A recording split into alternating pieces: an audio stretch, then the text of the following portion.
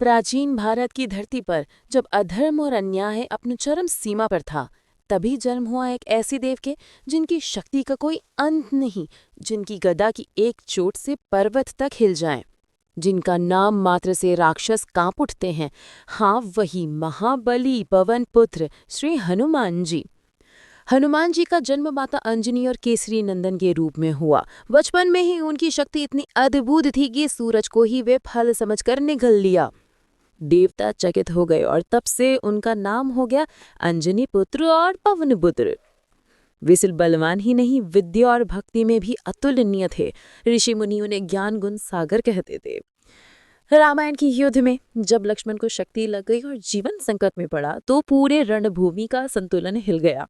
राम जी की आंखों में आंसू थे और तभी हनुमान जी ने प्रण लिया कि मैं संजीवनी लेकर ही लौटूंगा।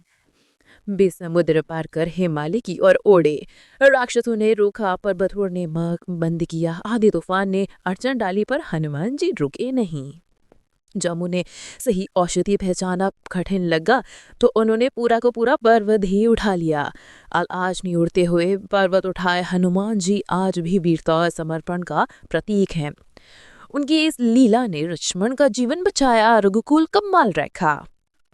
कहा जाता है कि हनुमान जी के भीतर 10 करोड़ हाथियों के बराबर बल है, लेकिन उनका सबसे बड़ा बल उनकी भक्ति है। राम नाम का जप ही उनका जीवन है।